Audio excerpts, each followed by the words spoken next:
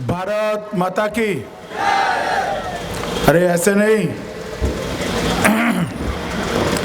लालू जी जहां है वहां आवाज पहुंचनी चाहिए। जोर से बोलिए जरा। बोलेंगे भारत माता की। मंच पर उपस्थित बिहार प्रदेश भारतीय जनता पार्टी के अध्यक्ष श्री मंगल पांडे जी, भारतीय जनता पार्टी के राष्ट्रीय महासचिव और भारतीय जनता पार्टी के बड़े नेता श्री कैलाश विजयवर्गीय जी, यहाँ के भूतपूर्व सांसद श्री रंजन प्रसाद यादव जी, जिले के अध्यक्ष श्री जनार्दन कुमार जी, श्रीमती मधुबाला शर्मा जी, श्री विभूति नारायण सिंह जी, श्री मनोज कुमार जी, यहाँ के लोकप्रिय प्रत्याशी श्री राम जन्म शर्मा जी, कुर्था के प्रत्याशी रालोसपा के भाई अशोक वर्मा जी, और आज इतनी बड़ी संख्या में पालीगंज मत विस्तार से आए हुए प्यारे माताओं, भाइयों और बहनों और मेरे प्यारे युवा दोस्तों, बिहार में 12 तारीख को पहले चरण का मतदान हो चुका है। 16 तारीख को दूसरे चरण का मतदान हो चुका है और 28 तारीख को तीसरे चरण का मतदान है। मैं पूरा बिहार घूमकर आज घूमते घूमते यहाँ पालीगंज आया हूँ। बिहार में मैंने जो देखा है, भारतीय जनता पार्टी की एक बड़ी लहर पूरे बिहार में मित्रों दिखाई पड़ती है। और ये बात निश्चित है कि इस 8 तारीख को जब मतगणना होगी, हो सकता है कैलाश विजयवर्गीय का कुछ और कार्यक्रम हो, हमारे प्रदेश अध्यक्ष जी का कुछ और कार्यक्रम हो, मगर नीतीश कुमार जी का एक कार्यक्रम तय है। दोपहर को 2 बजे आखिरी बार मुख्यमंत्री की गाड़ी में बैठकर मुख्यमंत्री भवन से इस्तीफा देने के लिए राज्यपाल भवन जाना उनका तय है। 8 तारीख को दोपहर 2 बजे बिहार के अंदर 2/3 बहुमत के साथ भाजपा के नेतृत्व में एनडीए की सरकार बनने जा रही है। मित्रों, पूरे बिहार में इस प्रकार का एक वातावरण निर्मित हुआ है। और मित्रों, ये परिवर्तन जो है, ये बिहार के अंदर विकास के युग की शुरुआत है। पहले और दूसरे चरण का रिपोर्ट हमारे बूथ के, आवाज जरा बड़ी करोगे, हमारे बूथ के कार्यकर्ताओं के पास से पहले और दूसरे चरण की रिपोर्ट आई है। मैं विशेष रूप से आभारी हूं बिहार की माताओं और बहनों का। लंबी लंबी लाइन लगाकर एक दृढ़ निश्चय के साथ उन्होंने भारतीय जनता पार्टी के पक्ष में मतदान किया है, क्योंकि वो नहीं चाहती है कि बिहार में जंगल राज 2 आ जाए। उनकी कोई इच्छा नहीं है। मित्रों, ये 25 साल के अंदर देश में बहुत बड़ा परिवर्तन आया है और वो परिवर्तन विकास के मामले में आया है।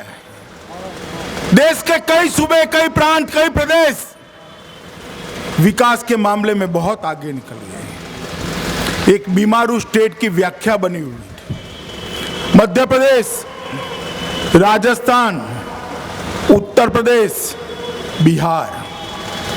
मित्रों, छत्तीसगढ़ और झारखंड भी उसमें थे, क्योंकि वो मध्य प्रदेश और बिहार का ही हिस्सा थे। उन सब जगह पे विकास हो चुका है।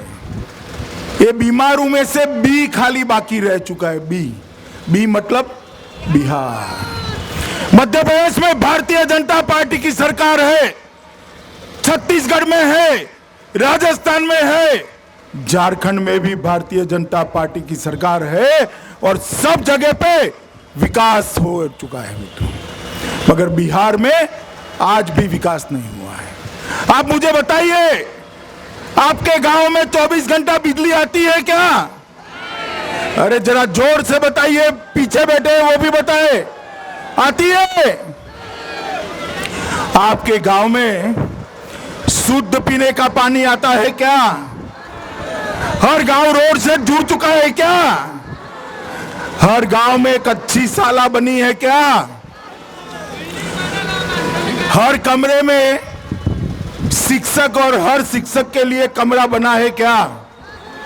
नए उद्योग कारखाने लगे हैं, रोजगारी आई है मित्रों, स्वास्थ्य सेवा पहुंची है, अस्पताल में दवाई है क्या?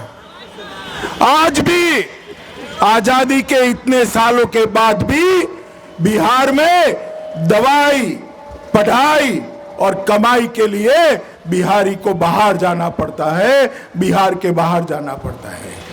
मित्रों, इस स्थिति को बदलना है और अगर इस स्थिति को बदलना है तो सरकार बदलनी पड़ेगी। आप सबकी कृपा से दिल्ली में भारतीय जनता पार्टी की सरकार बनी, एनडीए की सरकार बनी और नरेंद्र भाई इसके प्रधानमंत्री बने। मुझे कहने में कोई संकोच नहीं है मित्रों कि बिहार की जनता अगर कृपा न करती, इतना समर्थन न करती, तो बिहार के अंदर नरेंद्र मोदी की, देश में नरेंद्र मोदी की सरकार बनना असंभव था। देश में भारतीय जनता पार्टी की सरकार बनी है, उसका कोई एक कारण है तो बिहार की जनता का समर्थन है। और इसीलिए नरेंद्र भाई ने प्रधानमंत्री बनने के साथ ही तुरंत बिहार की समस्या क्या है, बिहार का विकास कैसे हो सकता है, समस्या का समाधान क्या है, इसके लिए किस प्रकार की योजना बननी चाहिए, योजना बनने के बाद बजट कहां से आएगा, ये सारी बातों को नरेंद्र भाई ने सोच विचार कर एक सवा साल के अंदर ही बिहार के विकास के लिए एक पैकेज लेकर आए हैं मित्रों। आप मुझे बताइए कितने रुपयों का पैकेज है? अरे यार ऐसे नहीं, जोर से बोलिए। 1,25,000 करोड़ रुपए का पैकेज लेकर नरेंद्र भाई बिहार के विकास के लिए आए हैं और 40,000 करोड़ रुपया अतिरिक्त योजनाओं के लिए है। 1,65,000 करोड़ का मतलब होता है बिहार के 3 बजट जितना रुपया। और नीतीश कुमार जी क्या कहते हैं कि हमें पैकेज नहीं चाहिए, बिहार अपने पैर पर खड़ा हो जाएगा। अरे नीतीश कुमार, मुगालते में मत रहो कि ये पैकेज आपके लिए है, ये पैकेज बिहार के युवाओं के लिए है, बिहार के किसानों के लिए है, बिहार की महिलाओं की सुरक्षा के लिए है। आपको कोई अधिकार नहीं है, आपको कोई अधिकार नहीं है पैकेज नहीं चाहिए कहने का। मित्रों, आप मुझे बताइए, अगर ये नीतीश लालू की सरकार फिर से आती है तो पैकेज लागू होगा क्या? होगा क्या? पानी नहीं आएगी, रोड नहीं बनेगा, शाला नहीं बनेगी, उद्योग नहीं लगेगा, रोजगारी नहीं लगेगी। अगर पैकेज फिर से ठीक से नीचे तक पहुंचाना है तो भारतीय जनता पार्टी की सरकार बनानी पड़ेगी। मित्रों, एक सरकार ऐसी बनाइए जो नरेंद्र मोदी के हाथ को मजबूत करे।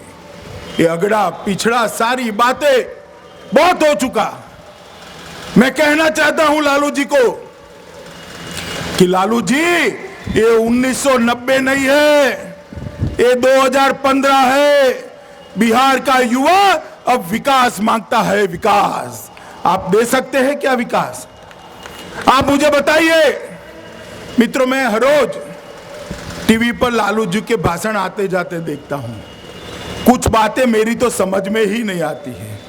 अगर आप समझते हैं तो मुझे बताइएगा जरा। हाँ, आप बिहार के हैं, समझते हैं, बरोबर समझते हैं, तो मुझे बताइए कौवा काटने से बिजली आएगी क्या? कबूतर मारने से पानी आएगा क्या?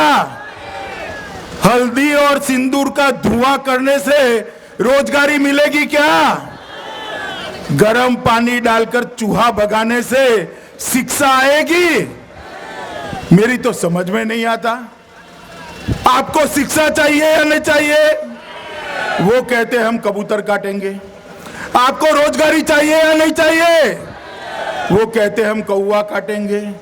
आपको दवाई चाहिए या नहीं चाहिए? वो कहते हम चूहा भगाएंगे।